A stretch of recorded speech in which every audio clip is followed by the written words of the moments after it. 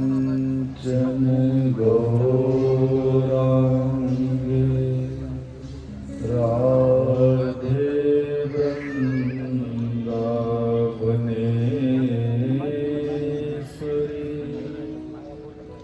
वृषभानुसुते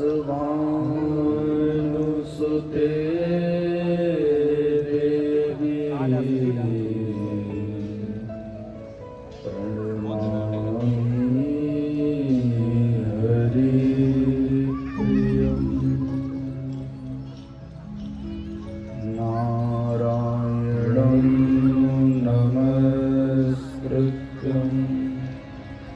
नरं चैव नरोत्तमं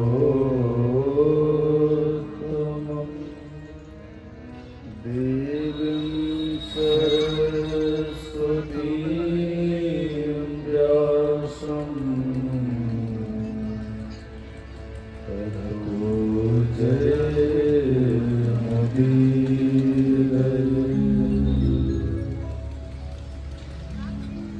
हनुमन्तं महावीरं वायुतुल्यपराक्रमं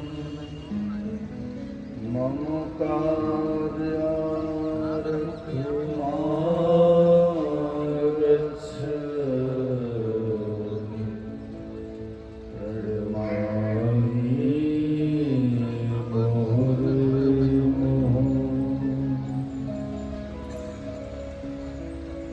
चैतन्यं शाश्वतं शान्तं व्योमातीतं निरञ्जनं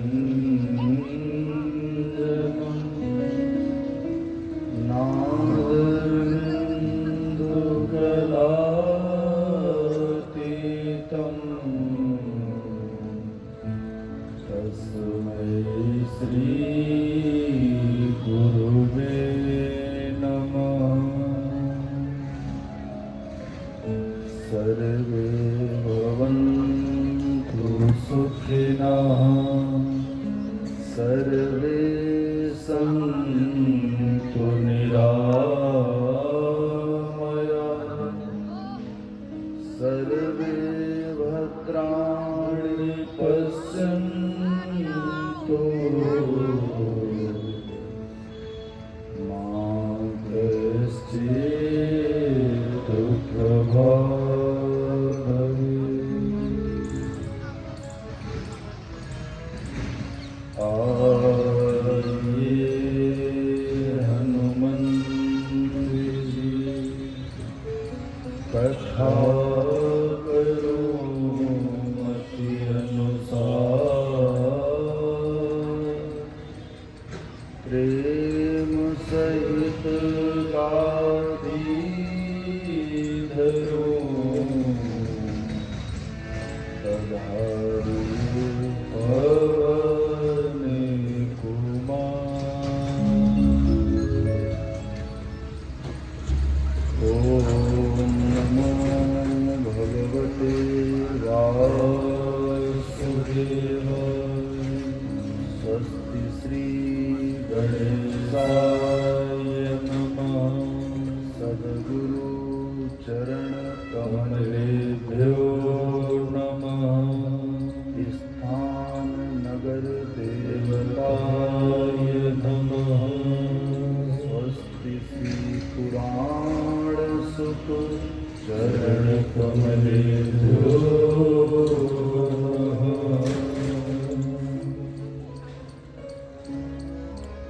जय जय श्री राधा रमण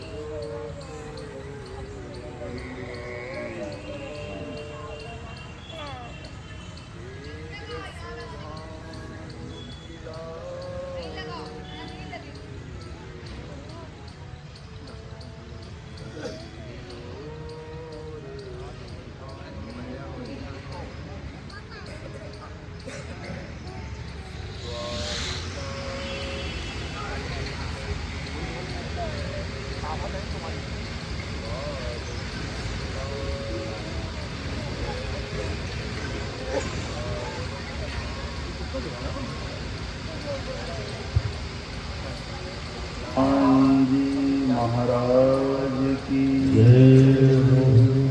राधा कृष्ण भगवान की जय हो।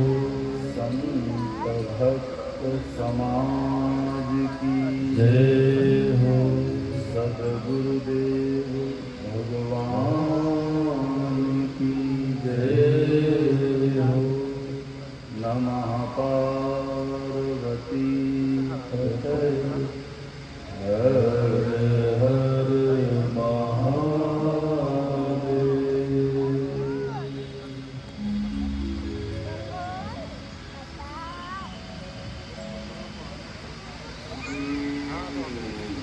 परम आराध्य नंद नंदन यशोदानंदन भगवान श्री हरि, जिनकी पवित्र मधुर कथा आप हम सब भागीरथी के तट पर विराजमान के शहर खड़कावा, जहाँ हम सब इस सप्ताह भागवत संहिता का श्रवण लाभ करते हुए आज पंचम दिवस की पवित्र कथा श्रवण करने के लिए विराजमान है। पूज्य नैमिष व्यास पीठाधीश सब श्रीमद जगदाचार्य भगवान के पावन सानिध्य में हमारे श्रीमान सौरभ गुप्ता, बबीता गुप्ता, पंकज गुप्ता, कल्पना गुप्ता, उन्होंने अपने पिता की स्मृति में इस कार्यक्रम का आयोजन कराया। दिल्ली से पधारे हुए उनके इष्ट मित्र और हमारे पूज्य महाराज जी के कृपा पात्र शिष्य, जो यहाँ पर अपने नित्य उपस्थिति ठाकुर जी के चरणों में दर्ज कराते हैं। आज हम सबके मध्य में शहर के बड़े ही सामाजिक व्यक्ति और पूज्य त्यागी जी महाराज टापर वाले श्री महाराज जी के कृपा पात्र शिष्य श्रीमान मनोज कुमार, जो बड़े ही समाज सेवी हैं। हमारे अमर उजाला के जिला संवाददाता दीक्षित जी, उनके मित्र श्रीमान राजकिशोर श्रीवास्तव जी, बहन मंजू जी और जिन जिन लोगों को मैं जानता हूँ, आज की उपस्थिति है। इस सोशल मीडिया पर जो लोग कथा को सुन रहे हैं, ज्ञान गंगा डिवोशनल यूट्यूब चैनल एवं फेसबुक के द्वारा जो लाइव इस कथा को सुनते हैं, शेयर करते हैं, जन जन तक मेरी आवाज़ को पहुँचा रहे हैं, ऐसे हमारे सोशल साइट के सभी भाई बहनों को आपको हृदय से प्रणाम। जय सिया राम, राधे राधे।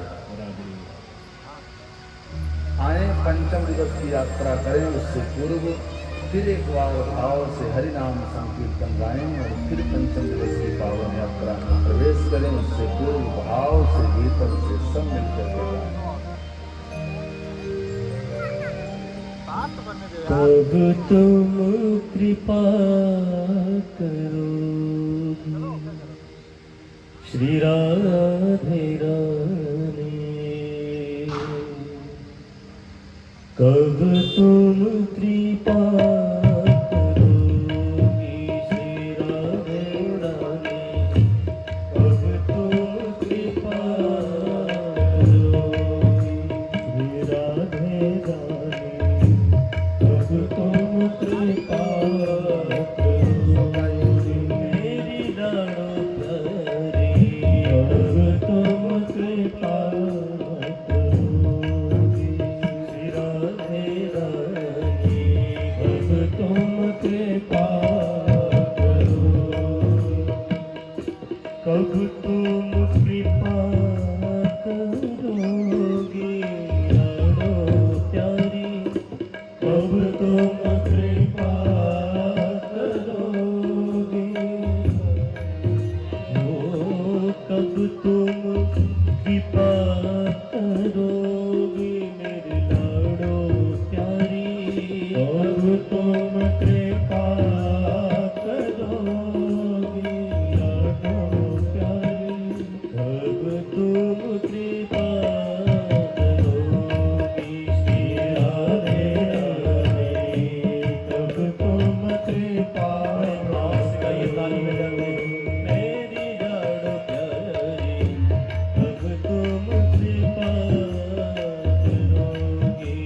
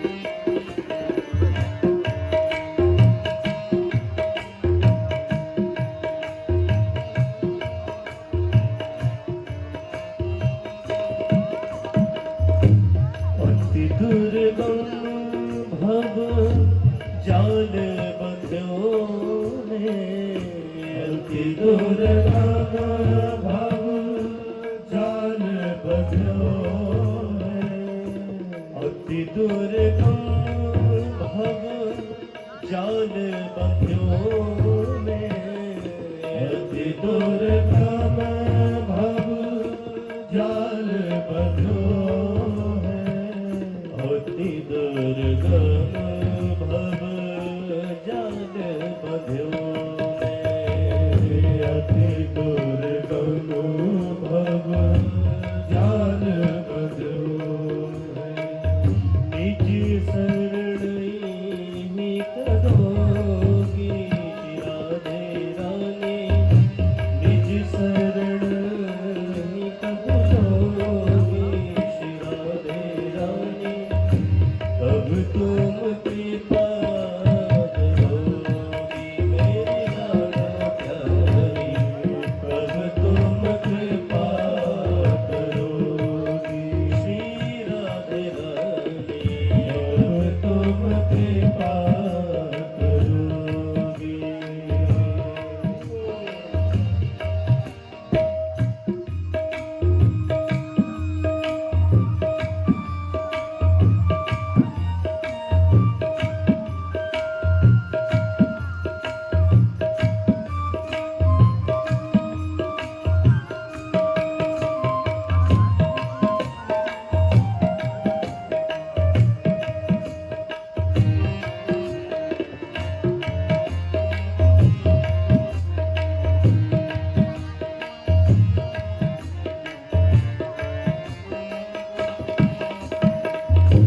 वृंदावन की आस राग दी, वृंदावन की आस राग दी, वृंदावन की आस राग दी, वृंदावन की आस राग दी। ओ वृंदावन की आस राग दी, वृंदावन की आस राग दी।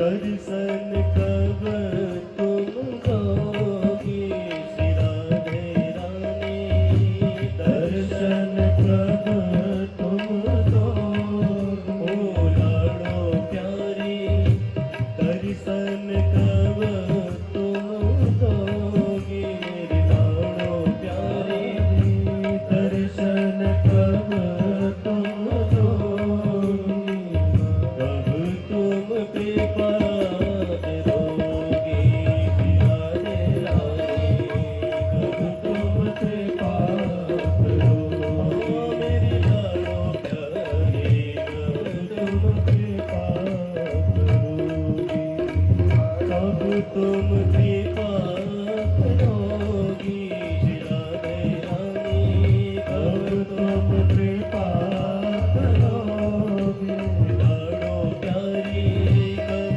तुम कृपा करोगी लाडो प्यारी, कब तुम कृपा करोगी लाडो प्यारी, कब तुम कृपा करोगी श्री लाडो प्यारी, कब तुम कृपा करो ओ मेरी लाडो प्यारी, कब तुम कृपा करो श्री राधे रानी, कब तुम कृपा करो ओ मेरी लाडो प्यारी, कब तुम कृपा करो श्री राधे रानी, कब तुम कृपा करो मेरी लाडो प्यारी, कब तुम कृपा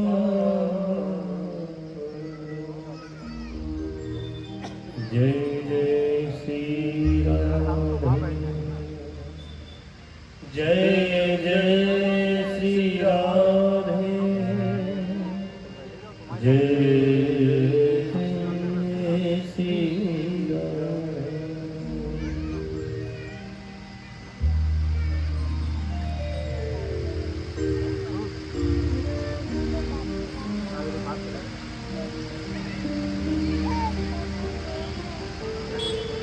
परम आराध्य श्री राधा रमण के साक्षात वांगमयी स्वरूप श्रीमद् भागवत संहिता श्रवण करने के लिए हम सब विराजमान। मंचस्थ विराजमान दूरदर्शन केंद्र के प्रवक्ता ज्योतिष के कुशल विद्वान परम श्रद्धेय पूज्य चरण आचार्य श्री संजीव मिश्रा जी और भगवान श्री कृष्ण का साक्षात स्वरूप भागवत महापुराण के पावन सानिध्य में आप हम सब बैठे हैं। आप हम सब विचार करें कि भागवत क्या है। भागवत श्रवण करके कोई ऐसा कहे कि मैं अमर हो गया, अब मृत्यु नहीं आएगी, अर्थात रिद्धि सिद्धि मिल गई, गाड़ी वैभव मिल गया, मकान मिल गया, पुत्र पुत्रादि मिल गया, कथा का यह फल नहीं है। यह परमहंस संहिता है। इस कथा के सानिध्य में आकर के लोगों के हृदय में उपासना का जागरण होता है, वासना मर जाती है, कामनाएं नष्ट हो जाती है। और भागवत संहिता श्रवण करने के बाद किसी प्रकार की कोई भी कामना शेष रहती ही नहीं। अकामः सर्व कामो मोक्ष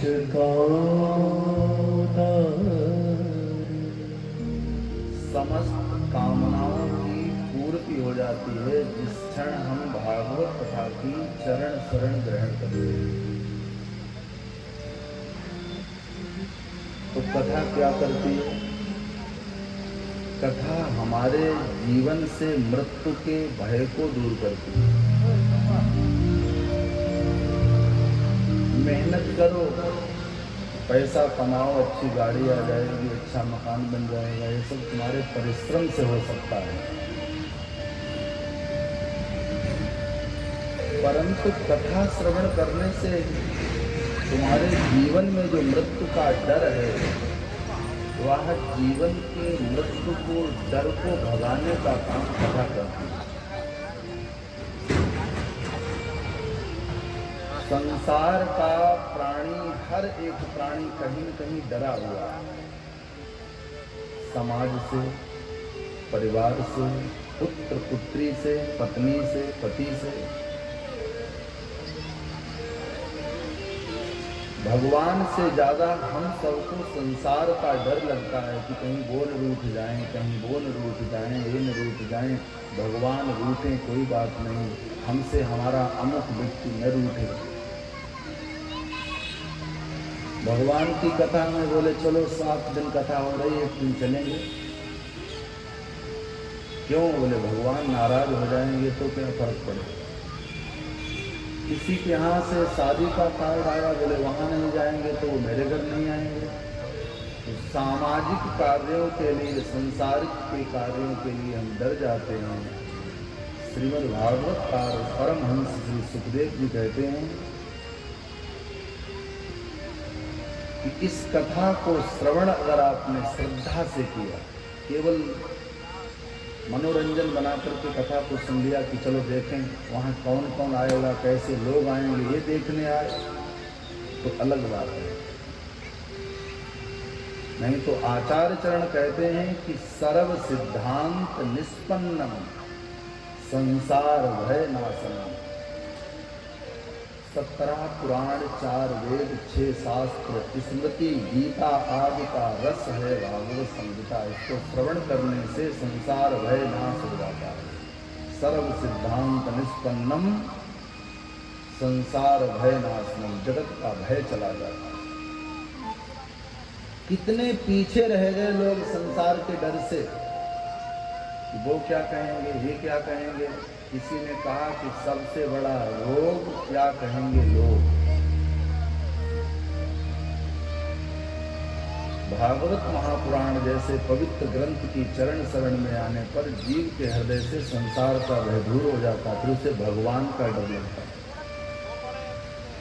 हम ये करने जा रहे हैं, कहीं मेरे ठाकुर जी में रूठें। तो कब होगा जब आप कथा की चरण शरण ग्रहण करें।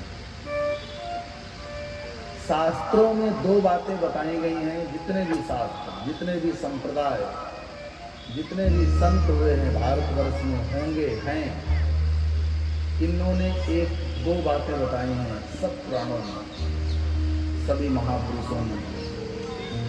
एक विधि, दूसरे निषेध। शास्त्र संत एक साथ विधि और निषेध का प्रतिपादन करते हैं। अब आपको मालूम होना चाहिए कि विधि किसे कहते हैं और निषेध किसे कहते हैं। जानते हैं आप लोग? शास्त्र और संत विधि निषेध का प्रतिपादन करते हैं। विधि माने ऐसा करो, निषेध माने ऐसा न करो। ये दो बातें बताएंगे। इसी का नाम है विधि निषेधमय। क्या करना क्या नहीं करना, ये हमारे शास्त्र संतों ने बताया। ऐसा करना बोले विधि है, ऐसा नहीं करना ये निषेध है। प्रथम चरित हरि कीरति गाई,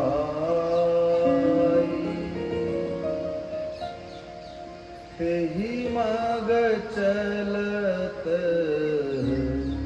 सुगम मोहि लागी। संतों ने, ऋषियों ने यह पद्धति बताई है कि आप हमारे शास्त्र के अनुसार चलो, शास्त्र से जीना सीखो, शास्त्र से मरना सीखो।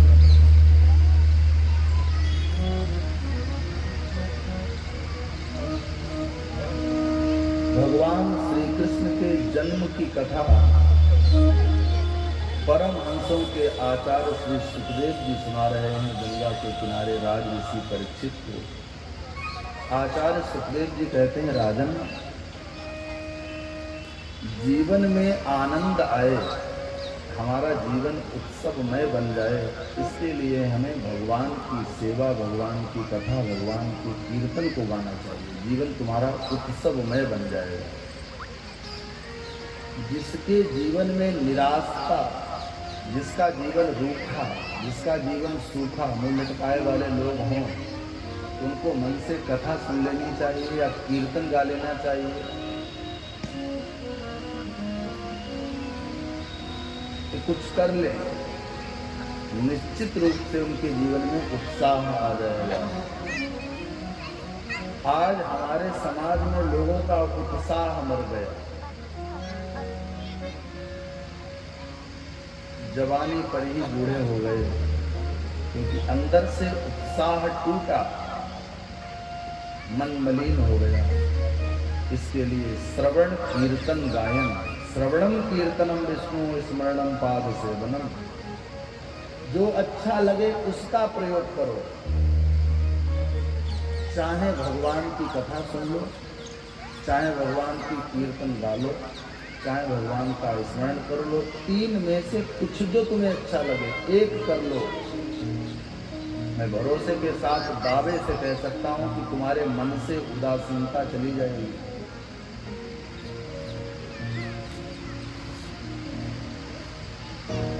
नंद बाबा बुजुर्ग हैं, बूढ़े हैं, परंतु नंद बाबा के हृदय में उत्साह हुआ, क्योंकि नंद जी के घर लाला आया, पुत्र आया। नंदस आत्मज उत्पन्ने जात हिलादो आहूय विप्रान वेदज्ञा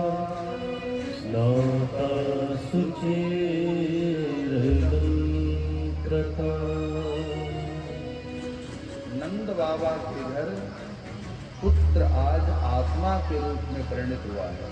नंद बाबा की आत्मा ही पुत्र बन गई। नंदस आत्मज, आत्मज माने बेटा, आत्मजा माने बेटी। तो नंद बाबा के घर जब बेटा आया तो आह्लादित होने लगे, उमंग से हृदय भर गया, प्रसन्न है।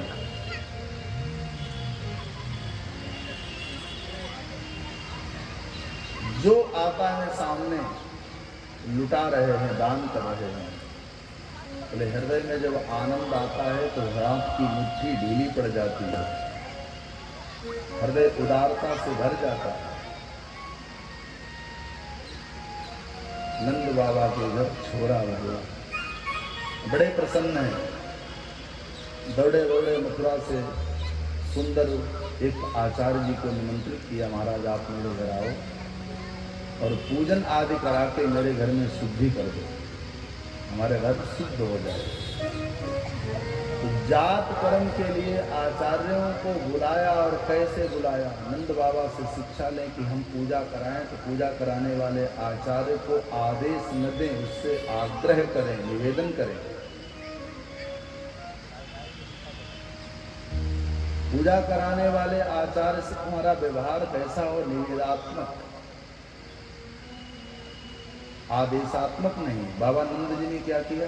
आहूय विप्रान वेदज्ञ, आचार्यों का आवाहन किया। घर को गौ के गेवर से लेपन कराया, कमल के फूल तोड़ तोड़ के रखे, और आचार्य चरण पधारे हैं। तो कैसे आचार्य हैं?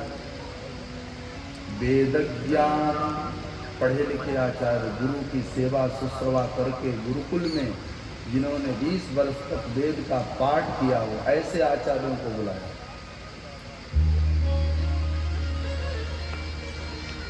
स्नान आदि से अलंकृत होकर वस्त्राभूषण पहने श्री नंद बाबा इस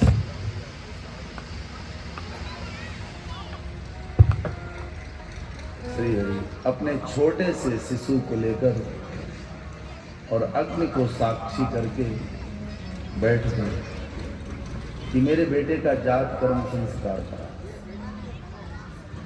आचार्य जी ने हाथ पर ओले अक्षत रखे, अग्नि को साक्षी करके और हवन करा के घर की शुद्धि की, बेटे की शुद्धि की, जात कर्म हुआ। फिर आचार्यों ने कहा बाबा अब तुम शुद्ध हो गए हो, आज से तुम देव पूजा, पितृ पूजा करने के अधिकारी हो। जब तक हमारे यहाँ 11 दिन 10 दिन तक जातक लगता है, तब तक हम पूजा के अधिकारी नहीं होते हैं, जातक और सूतक दोनों में। आचार्यों ने मंत्र की विधि से घर में शुद्धि कराई, जातक को विदा किया और कहा बाबा अब आप सानंद पूर्वक देव आराधना कर सकते हो, देवी देवताओं की पूजा कर सकते हो। बाबा नंद ने फिर आचार्यों के साथ पूजन प्रारंभ किया। तो सबसे पहले नंद बाबा ने अपने पितरों की पूजा की। कारयामास विधिवत पितृदेवा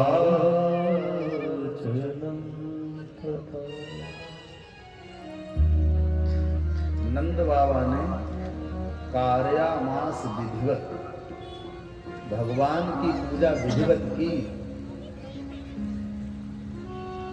समय नहीं पार किया कि चलो पूजा करनी है तो पूजा कर ही लेते हैं। किसी से तो पूजा करोगे तो कहता मन नहीं है, तुम कहो तो चलो कर लेते हैं। नंद बाबा ने ऐसे पूजा नहीं की। कारयामास विधिवत, सांगोपांग विधिवत, पूजा की विधि बताई कि पूजा से पहले हम रचना करते हैं। इसलिए लोग गांव में कहते हैं तुम बड़ा पूजा रचा करते हो, ऐसा कहते हैं, बड़ी पूजा रचा करने वाली है, ये सही कहते हैं। पूजा तो सबने सुनी होगी, लेकिन लोग ये भी कहते हैं कि पूजा रचा। ये रचा क्या है? बोले पूजा से पहले रचना होती है।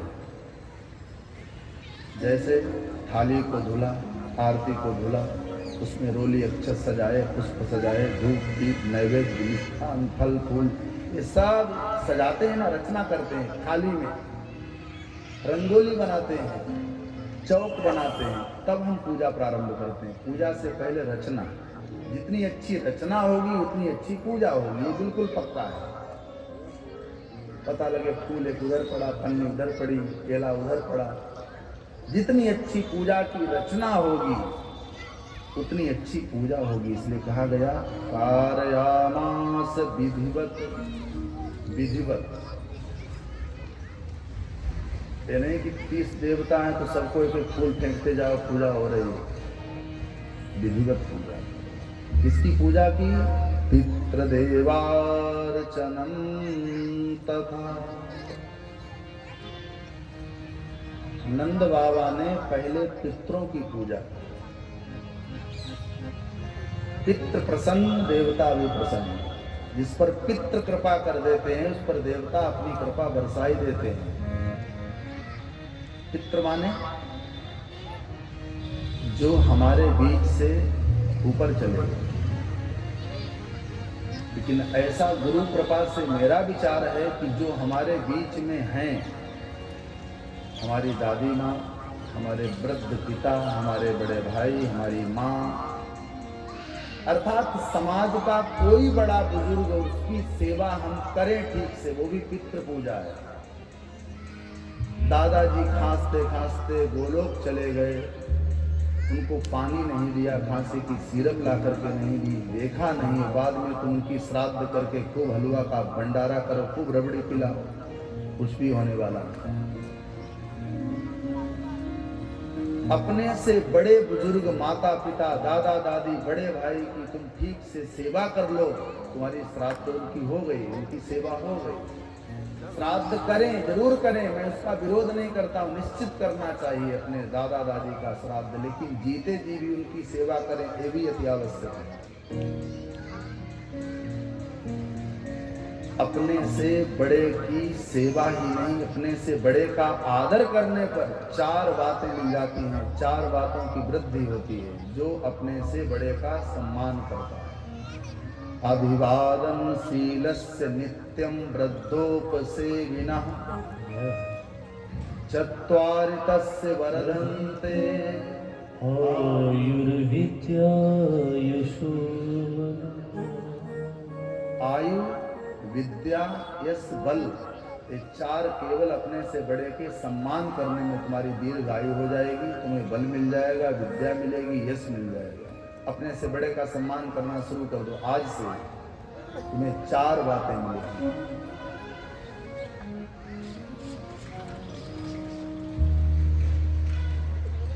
बड़े के सम्मान में खड़े हो जाना भी आदर है।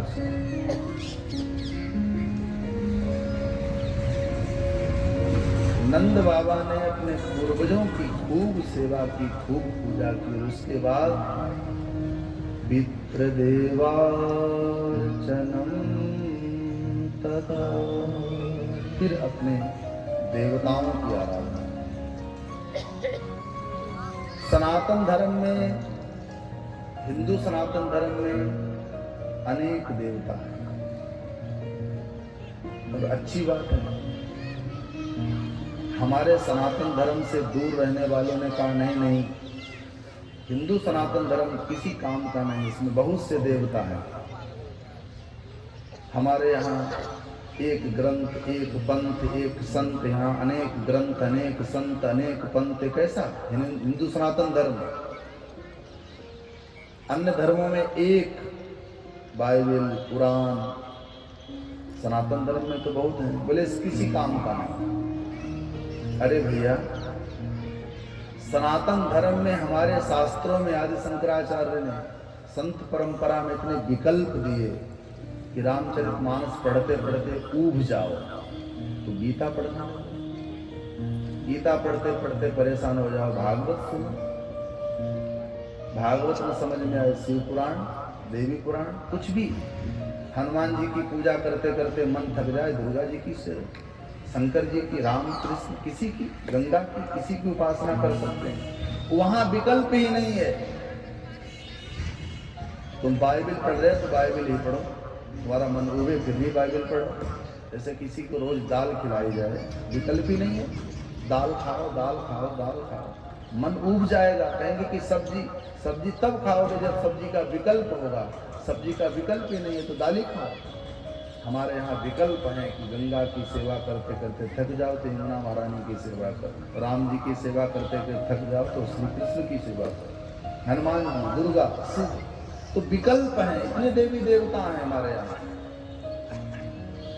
64 करोड़ तीर्थ हैं। नोट करें आप मेरे भाई बहन, कितने तीर्थ हैं? 64 करोड़। ये बिल्कुल कोई मैं बात मन से नहीं बोल रहा हूँ, शास्त्रीय बात। 64 करोड़ तीर्थ हैं और हमारे तुम्हारे 100 वर्ष के जीवन में 12 से 13 करोड़ मिनट जीवन है। बताओ कोई सब तीर्थ कर सकता है? केवल 12 से 13 करोड़ मिनट जीवन है। 64 करोड़ तीर्थ हैं। हमारे हिंदू सनातन धर्म में कहा गया कि हाँ, हम आपको एक दिन में ही संपूर्ण तीर्थ करा देंगे। 12 से 13 करोड़ मिनट जीवन में कपड़े पहनने हैं, बच्चों को पढ़ाना है, भोजन करना है, स्कूल जाना है, ये सब करना है। तो तीर्थ कैसे हो पाएंगे? 64 करोड़ तीर्थ हैं। तो गोस्वामी तुलसीदास ने बहुत सुंदर एक चौपाई गाई। इस चौपाई को सुन करके और समस्त तीर्थों का फल मिल जाता है। जैसे कल आपको 64 करोड़ तीर्थों का फल मिला, आज मिला, 7 दिन तक मिलेगा। आए चौपाई को सुने। जेहि दीन राम जन्म श्रुति गाई, तीर्थ सकल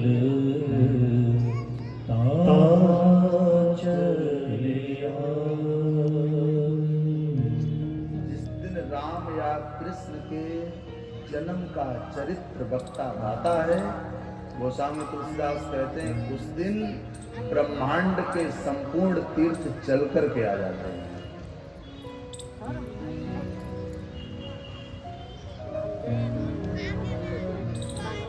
तो आप हम सब पूजन करें, पाठ करें, लेकिन देवता और पितृ दोनों को ध्यान दें। आचार्यों ने सुंदर पूजन कराया। आचार्य जब जाने लगे तो नंद बाबा ने दक्षिणा देनी शुरू की कि भैया आचार्य जी, आपने बड़ी मेहनत की, बड़ी सुंदर पूजा कराई, अब दक्षिणा भी ले दो। आचार्यों ने कहा कि दक्षिणा तो मांगते ही नहीं है, तुम्हारी जो श्रद्धा बने वो दक्षिणा दे दो। आचार्य कभी दक्षिणा नहीं मांगता। आचार्य को दक्षिणा मांगना भी नहीं चाहिए, लेकिन कुछ जगह ऐसी स्थितियां आ गई जो लोग दक्षिणा पहले दिन करने लगे, मजबूरियां हो गई। पता लगा गेस्ट हाउस वाले को 2 लाख देने हैं, देंगे। कपड़े वाले को 5 लाख देने हैं, ज्वेलरी वाले को 20 लाख देने हैं, डीजे वाले को कितने देने हैं। आचार्य जी मांगते नहीं, उनको 200 रुपये पकड़ा दिए। उनके भी बच्चे हैं, उनके भी घर है, उनकी भी गाड़ी है, उनको भी कपड़े की आवश्यकता है। बेचारे एक बार तो चले गए, लेकिन दूसरी बार जब आएंगे तो कहेंगे भैया इतने चाहिए। लेकिन नंद बाबा के यहाँ आचार्यों ने कुछ मांगा नहीं, परंतु बाबा नंद क्या क्या दे रहे हैं आप ध्यान से सुनो। धेनु नाम न्यूते प्रागा विप्रभ्या समलं कृते तिलाद्रीन सप्तरत्नो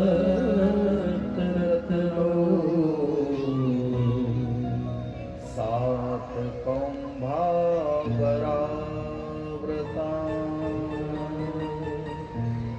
सुंदर सुंदर सुंदर गायों का दान किया। गायों के खुर और सींग सोने चांदी से मंडित कराए, मखमल का कपड़ा उड़ाया, गले में सुंदर घंटियां बांधी, बछड़े सहित तरुणी गाय का दान किया। धेनु नाम नियुते प्रदान, गायों का दान किया समलंकृत करके। गाय दान कैसे करें? बोले तरुणी हो, दूध देने वाली, बिना दूध देने वाली गाय का दान करो।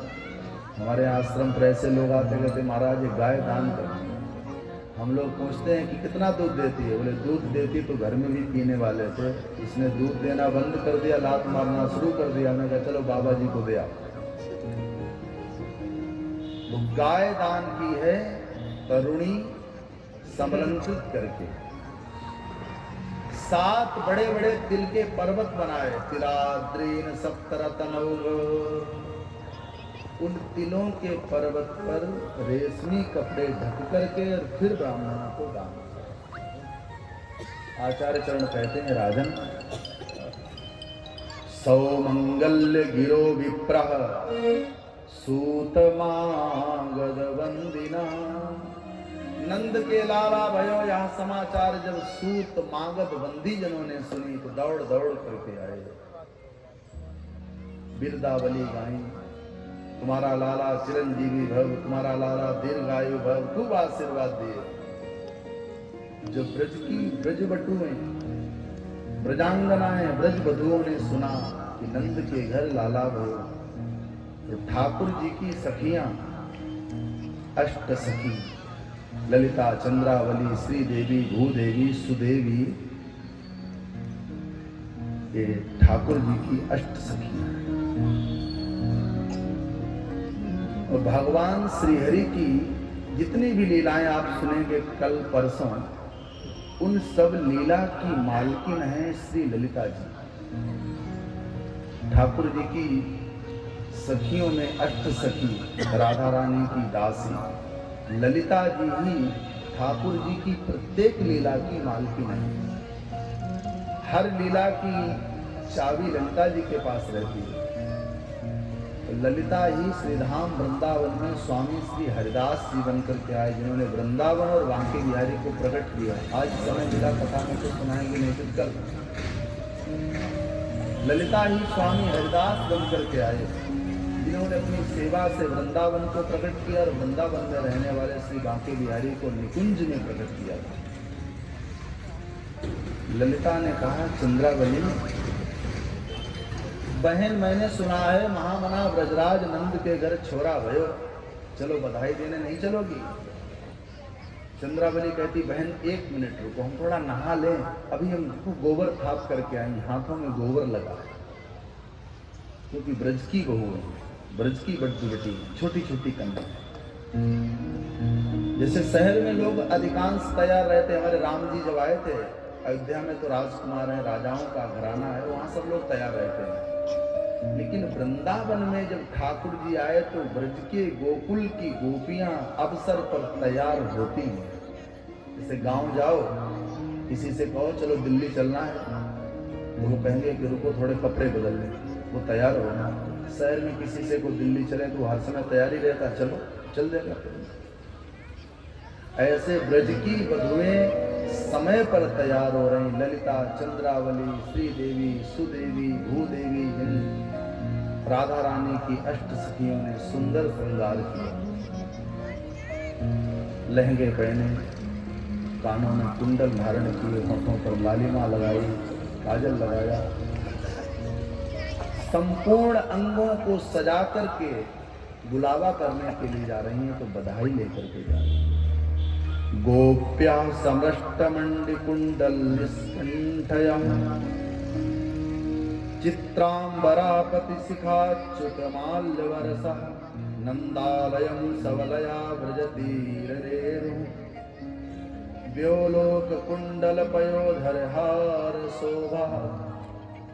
हार शोभनीय हो रहा है, कानों के कुंडल बज रहे हैं, बड़े बड़े लहंगे पहने, बेला चमेली के पुष्प चोटी में गूंथे।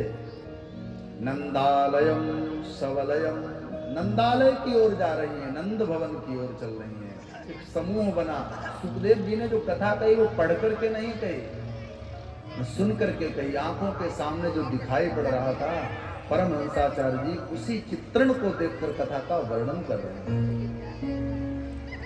सब अष्ट सखियां समूह बना करके आई और नंद भवन के द्वार पर आवाज दी, यशोदा यशोदा बधाई हो। भाई हो। यशोदा ने भी अंदर से आवाज दी, अरे बहन बधाई हो बधाई हो। अब कितनी सुंदर वो ब्रज की क्या महिमा रही होगी। समस्त गोपांगनाएं घर में जाकर यशोदा को बधाई देती हैं। बिछावन बिछाई गई और ढोलक मृदंग झांझ लेकर के पखावत लेकर के बैठ गए हैं ब्रज की कुमारी कन्याएं। देवता भी आकाश में खड़े हैं, इंद्रोवाद मृदंग, इंद्र मृदंग बजा रहे हैं और ब्रज में वो उत्सव मनाया गया, वो आनंद आया कि समस्त गोपियां ठाकुर जी के लिए मंगल गीत गाती हैं। आप भी मेरे साथ भाव से भीतर से ठाकुर जी के लिए मंगल गीत। बधैया बाजे आंगने में, बधैया बाजे आंगने में, बधैया बाजे आंगने में, बधैया। आइए बड़े भाव से। आंगने में बधैया बाजे, बधैया बाजे, बधैया बाजे, बधैया बाजे, बधैया बाजे, बधैया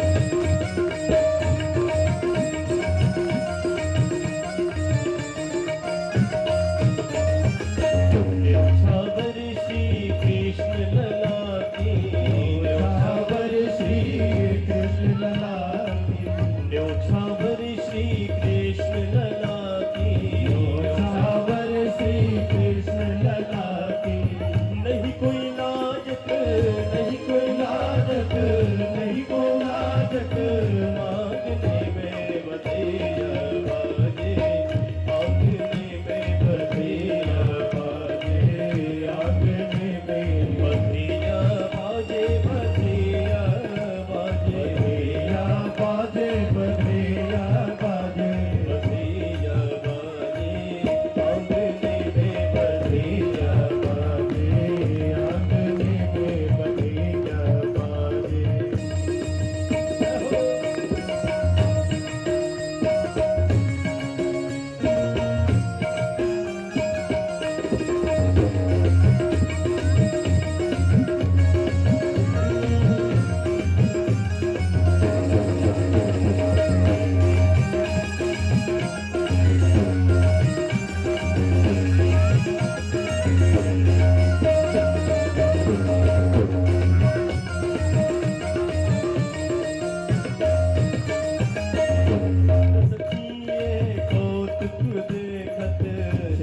सखिया कौतुक देखत सब सखिया ये कौतुक देखत सब सखिया ये कौतुक देखत बीती रजनी बीती रजनी बीती रजनी जागने में बधैया बाजे आगने में बधैया बाजे आगने में बधैया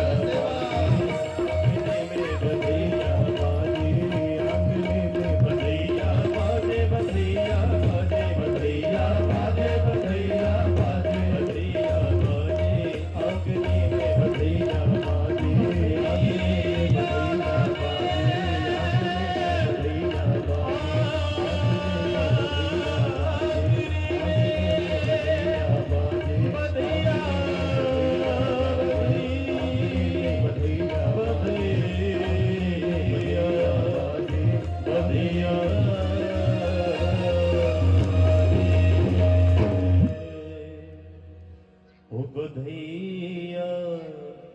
बाजे आंगने में। बोलिए नंद के लाला की जय हो।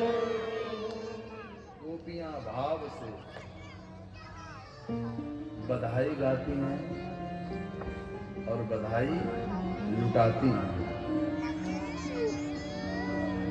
उत्सव का असली स्वरूप यह है कि हम बधाई गाएं और बधाई लुटाएं।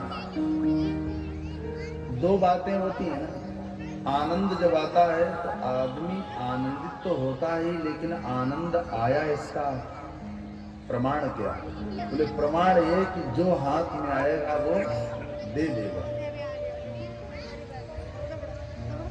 आनंद के अभाव में एक एक शब्द को आप सुने नहीं, पी जाएंगे। आनंद के अभाव में मनुष्य लूटता है और आनंद के भाव में मनुष्य लुटाता है। दो प्रकार के लोग होते हैं, एक लूटने वाले, एक लुटाने वाले। नंद बाबा इतने प्रसन्न हुए कि नंद दियो इतनो वसुदेव कुबेर की मति गौरी। इतना कुछ दिया कि कुबेर जो धन के मालिक हैं उनकी भी मति चकरा गई। कहां से पूत सपूत जयो यशोदा को, इतनी सुन के वसुदा सब दौड़ी। देवन के आनंद भया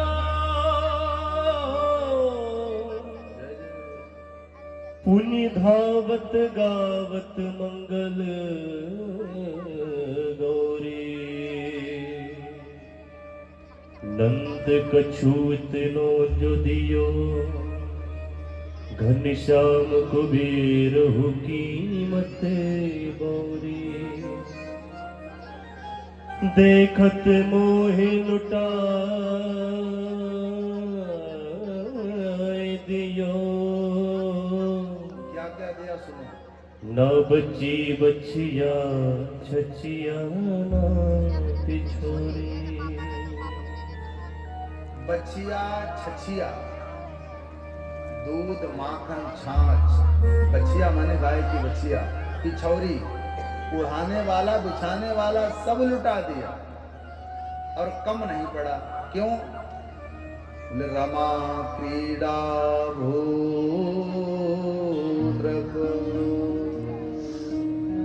साक्षात भगवती बैकुंठ की मालकी लक्ष्मी आ गई थी वृंदावन में, तो संपत्ति की कमी ही नहीं पड़ी। लक्ष्मी आए तो घर में कोई कमी पड़ती नहीं है। लेकिन यहाँ लक्ष्मी आई है तो दो प्रकार से आई है। नारायण के साथ लक्ष्मी आई है। लक्ष्मी हमारे घर में आए तो ठाकुर जी के साथ आए, क्या मिलेगा? ठाकुर जी के साथ लक्ष्मी जी आएंगी तो यश कीर्ति सद्बुद्धि देकर के जाएंगी, और अकेली आएंगी तो भैया विपत्ति कला ये सब देकर जाएंगे। लक्ष्मी के दो वाहन हैं, एक गरुड़, दूसरा उल्लू। भगवान श्री ठाकुर जी के साथ जब लक्ष्मी आती हैं तो गरुड़ पर बैठ कर आती हैं, सद्बुद्धि देती हैं, सद्गति करती हैं। और अकेले आती हैं तो अकेले लक्ष्मी का वाहन है उल्लू। आती हैं उल्लू पर, जाती हैं तो उल्लू बनाकर। इसलिए दो बातें कही गई हैं। लक्ष्मी का एक और नाम है, शायद सुना होगा, दौलत। दौलत का 2 लाख। लक्ष्मी जब आती है ज्यादा घर में तो 1 लाख सीने पर मारती है तो आदमी अकड़ के चलता है कोई हमारे जैसा? तो जाती है तो 1 लाख पीछे से मारती है, झुक जाता, गिर जाता, अरे ये क्या हुआ? इसलिए उसका एक नाम है दौलत, 2 लातें मार के काम करती है।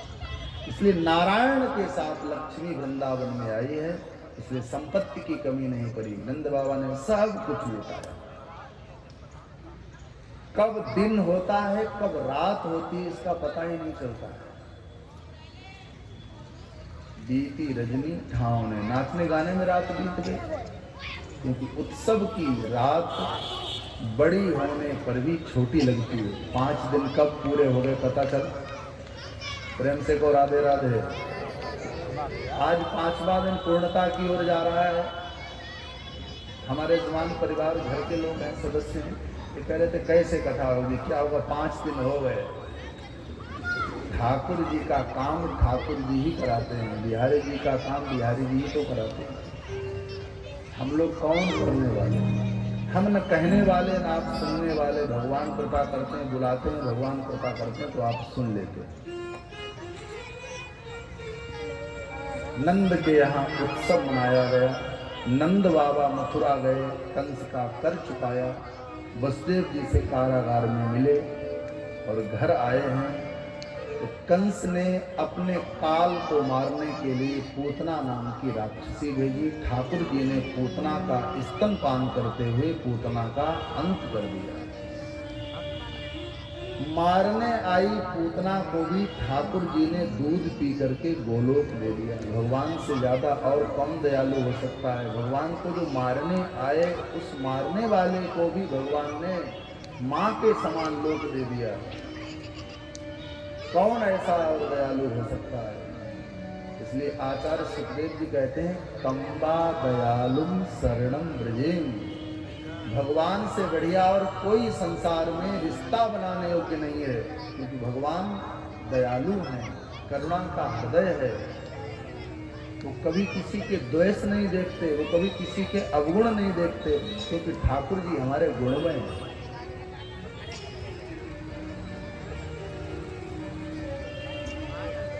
वृंदावन में बिहारी जी की मूर्ति देखी आप लोगों ने? सिर्फ पत्थर की मूर्ति नहीं है। जैसे हमारे तुम्हारी तरह सांस चलती है ऐसे सांस चलती है, हड्डी नहीं है। बड़ी विलक्षण कथा है। तो ठाकुर जी के लिए हम उत्सव मनाएं। देखो, अपने बच्चे के जन्म उत्सव के लिए तो हर कोई गुब्बारे लगवाता है, केक काटता है, चॉकलेट बांटता है, भंडारे करता है, ठीक है। कभी भगवान के लिए भी हम उत्सव मनाएं, उत्सव सेलिब्रेट करें ठाकुर जी के लिए। कभी कभी किया जन्माष्टमी, रामनवमी पड़े, भगवान के लिए भी हम कुछ करें। ऐसा कोई अर्थ मत करना कि हम कथा में कह रहे हैं तो कथा करा करके तुम या हम ही को दे दो सब, बिल्कुल नहीं। हाँ, समय समय पर आप घर से निकलो, कोई ठंड में ठिठुर रहा है, अपनी साल उड़ा दो, तुम्हारा धर्म हो गया। कोई पढ़ने वाला बच्चा है, फीस नहीं दे पा रहा, उसके पास कॉपी कलम नहीं है, आप कॉपी कलम दे दो, फीस दे दो, तुम्हारा धर्म हो गया। कोई दवा लेने के लिए सामर्थ्य नहीं रखता, रोगी है, तुम्हारे 200 रुपए की दवा से उसका रोग दूर हो जाए तो दे दो, बढ़ेगा, पक्का मुझे भरोसा है, बढ़ेगा भाई। कोई रोगी, कोई धनहीन, वहां दान कर दो। देवालय शिवालय कथा के प्रति श्रद्धा न बने, वहां श्रद्धा जगह, जहां बने दो जरूर। महात्मा बुद्ध जी की एक कथा याद आई। महात्मा बुद्ध जी का एक शिष्य था, जिस शिष्य का नाम था आनंद। उन्होंने जितना गाया, जितना लिखा, उसमें बार बार कहते हैं आनंद आनंद आनंद। उनका निजी व्यक्ति था, नजदीकी व्यक्ति था। एक बार आनंद और महात्मा बुद्ध भिक्षा मांग रहे थे। महात्मा बुद्ध कौन थे? राजा थे, सम्राट थे। तो भिक्षा मांगते मांगते एक ऐसे द्वार पर गए जिसके घर में कुछ नहीं था। महात्मा बुद्ध ने आवाज दी, भिक्षा दे। उस घर की 8 वर्ष की एक छोरी निकल करके आई, छोटी सी, और उस छोरी ने आकर के महात्मा बुद्ध से जो बात कही वो सुनने योग्य कही। कहा, महात्मा जी मुझे क्षमा करना, हमारे घर में तो अन्न नहीं, जल नहीं, मैं तुमको क्या दें? महात्मा बुद्ध जी ने कहा कि तुम अपने घर से एक मुट्ठी मिट्टी दे दो आकर। बिटिया की आंखों से आंसू बहने लगे, दौड़ करके गई, अपने आंगन से एक मुट्ठी मिट्टी भरी और महात्मा बुद्ध के कमंडल में डाल दी। महात्मा बुद्ध ने उसको प्रणाम किया और चलने लगे। रास्ते में आनंद ने पूछा, गुरुदेव आपने इस बिटिया से मिट्टी ली, इस मिट्टी से तुम्हारा क्या होगा? महात्मा बुद्ध ने बड़ी सुंदर बात कही। कहा, आनंद, कोई मुझे भोजन देता, कोई फल देता, कोई दूध देता, कोई दही देता, ये तो सब देते हैं। अगर इस बिटिया के यहाँ अगर मुझे कुछ न मिलता, अर्थात ये कुछ न देती या इससे कुछ न लेता, तो आगे इसके देने के संस्कार मर जाते। ये जान जाती कि कुछ दिया नहीं जाता है। इसके हाथ से मैंने एक मुट्ठी आज मिट्टी ली है, कल भगवान की कृपा से इसके घर में धन दौलत फल फूल सब आएगा। किसी दिन ये मुझे फल देगी, दूध देगी, पैसा भी देगी। अगर आज ही हम इसको निरादर कर देते, इसका उत्साह मार देते, इसकी एनर्जी को मैंने बढ़ाया कि इसके हाथ से देने के संस्कार बने रहे, देती रहे। ऐसा नहीं कि किसी अमीर के यहाँ से कुछ मिले, जहां से कुछ मिल जाए देते रहो, हाथ से कुछ जाए, देने के संस्कार हो। जहां तुम्हारा मन करे कथा कराओ, युद्ध कराओ, दीनहीन दुखी पढ़ने वाले किसी की सेवा में लगाओ।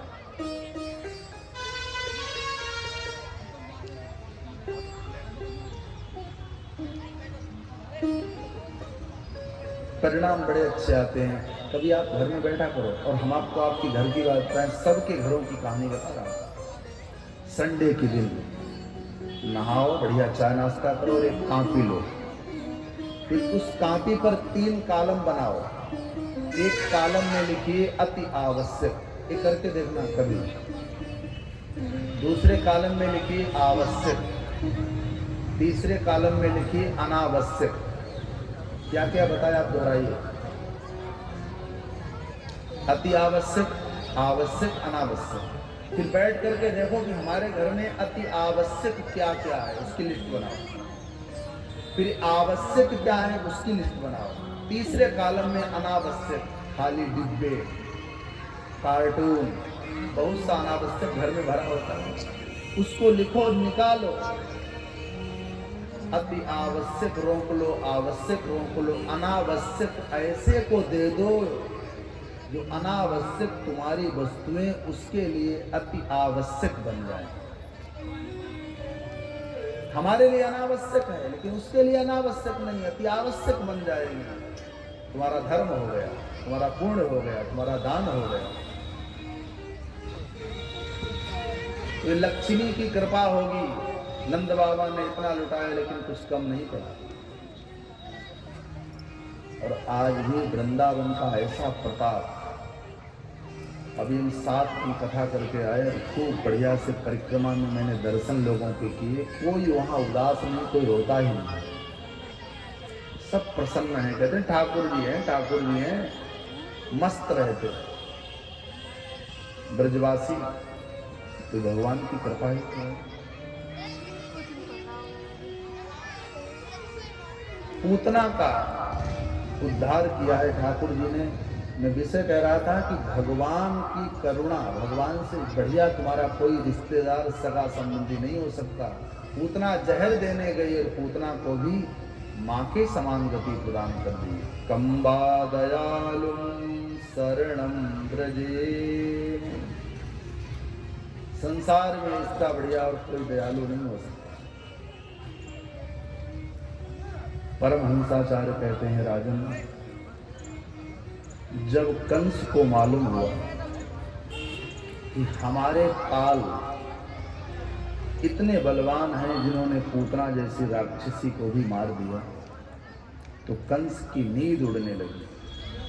अभी दूसरा उपाय करता है, तो तृणावर्त नाम के असुर को भेजा, जाओ नंद भवन में एक छोटा सा छोरा है उसको मार दो।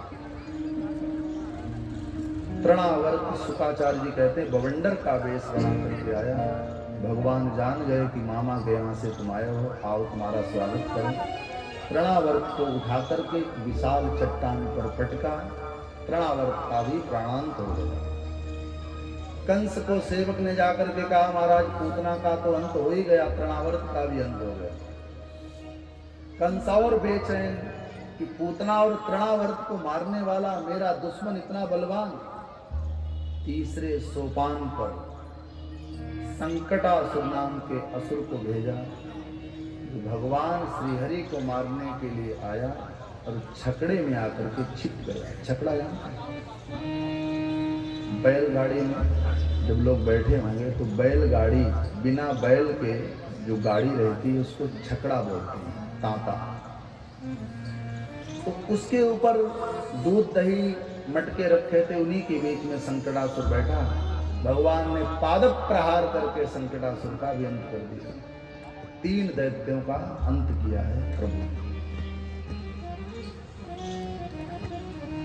शुकाचार्य जी कहते राजन, एक दिन वसुदेव जी ने कंस के पुरोहित आचार्य श्री गर्ग जी को बुलाया। गर्गाचार्य जी बड़ा प्रसिद्ध नाम है, संभवतः सुना होगा। गर्गः पुरोहितो राजन् यदूनां सुमहातपः ब्रजं जगाम नन्दस्य वासुदेव प्रचोदितः। वसुदेव ने गर्गाचार्य को पुकारा, प्रणाम किया और कहा, आचार्य जी एक करुणा करके तुम मथुरा से गोकुल जाओ। रोहिणी और यशोदा के यहाँ एक एक बेटा हुआ है, दोनों का नामकरण करके लौटा। अभी तक उनका नामकरण नहीं है। गर्गाचार्य जी ने कहा कि हम कंस के पुरोहित हैं, कंस जानेंगे तो मुझे मार डालेंगे, क्योंकि यशोदा का बेटा हमारे महाराज कंस का काल है। वसुदेव जी ने कहा कि तुम चोरी छुपे जाओ, बस नामकरण करके लौट आना। तो गर्गाचार्य जी से जब बहुत निवेदन किया, बहुत आग्रह किया, तो आचार्य गर्ग यमुना पार गोकुल पधारे और नंद बाबा को कहा, बाबा यशोदा और रोहिणी को लेकर के गौशाला आ जाना, किसी को बताना मत, बुलावा मत देना। हमें वसुदेव जी ने भेजा है तुम्हारे छोरों का नामकरण करने के लिए। अच्छा बाबा, वसुदेव जी ने भेजा, प्रणाम किया, गौशाला चला। श्री नंद बाबा आचार्य गर्गा जी आचार्य को गौशाला लाए और फिर दौड़े दौड़े घर आए। ए देवी यशोदा, रोहिणी सुन, जल्दी से चल, गर्गाचार्य जी आए, अपने बेटों का नामकरण करा लें, अब बेटे हमारे सयाने हो गए हैं। यशोदा और रोहिणी अपने अपने बेटों को लेकर के गौशाला केवल 6 लोग हैं। गर्गाचार्य जी, नंद बाबा, यशोदा, रोहिणी और उनके एक एक बेटा। रोहिणी का छोरा और यशोदा का छोरा, यशोदा रोहिणी 4, गर्गाचार्य जी 5, नंद बाबा 6 लोग गौशाला में एकत्रित हुए।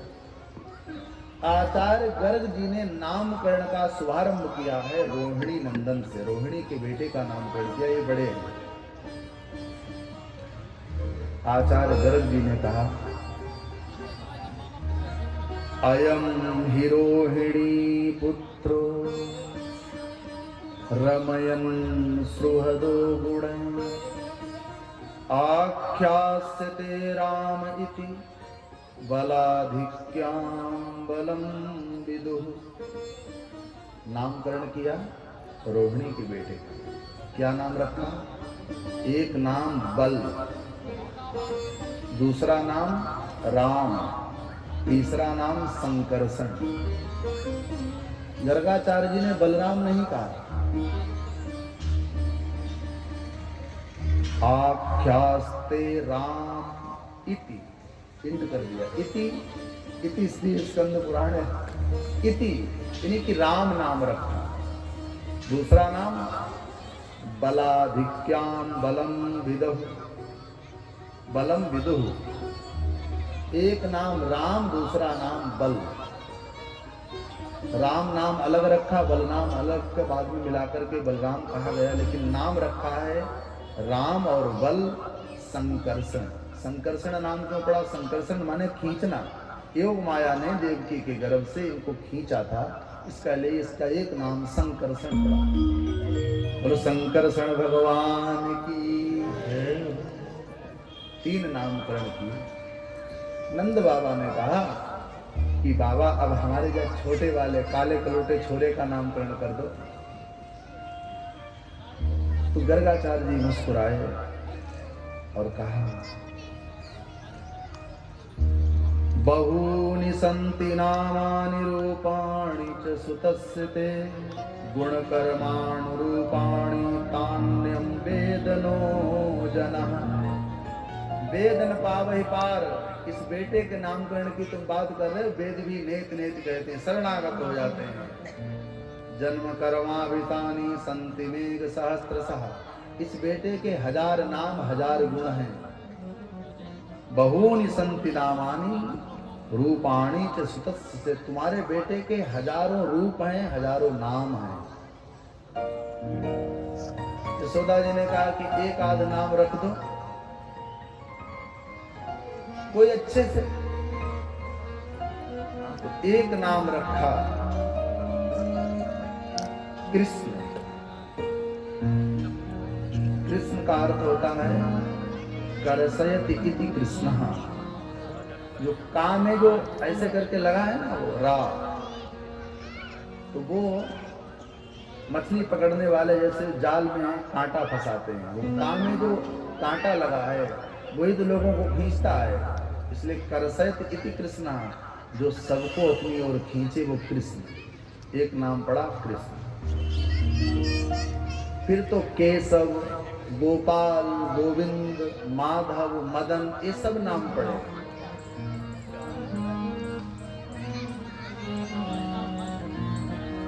नामकरण होने के बाद आचार्य गर्ग जी ने कहा, बाबा एक बात कहें। तस्मानंदास्योयं ते नारायण समो गुणः। हे नंद बाबा, जो तुम्हारा छोरा है इसके गुण कैसे हैं? बोले नारायण समो गुण। तुम्हारे बेटे के गुण नारायण के समान हैं। ये क्यों नहीं कहा कि तुम्हारा बेटा ही नारायण है? अरे बोले स्पष्ट नहीं कहा, घुमाकर के बात कह दी। नारायण सम, कोई कहे कि भगवान के समान है, तो भगवान के समान भगवान ही होते हैं। नारायण के समान नारायण ही होते हैं, दूसरा कोई नहीं हो सकता। इसलिए नारायण समय गुण, इस बेटे के गुण नारायण की तरह होंगे। कि बेटा नारायण ही बन करके आए। भगवान की अब लीला गाई है परमहंसाचार्य श्री सुखदेव जी ने कि ठाकुर जी घुटनों के बल चले और हाथ के बल चले। जैसे छोटा बच्चा घुटनों के बल चलता, हाथ लगा लगा करके, ऐसे ही कन्हैया ने धीरे धीरे चलना शुरू किया। यशोदा ने कहा रोहिणी से कि बहन एक बात बता, गर्गाचार्य जी इतने कठिन नाम रख करके गए, कृष्ण संकर्षण, हम गांव की पढ़ी लिखी नहीं, हम कैसे इन बालकों को बुलाऊंगी? संकर्षण कृष्ण हम नहीं कह पाए।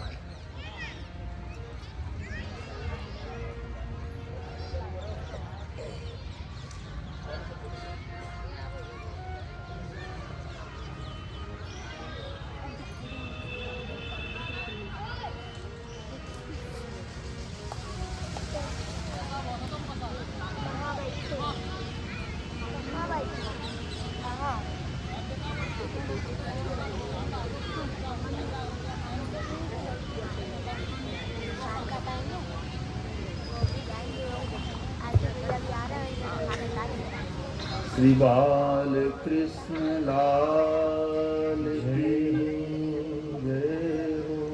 ठाकुर जी का नामकरण हुआ। यशोदा ने कहा कि हम कृष्ण और संकर्षण तो नहीं कह पाएंगे।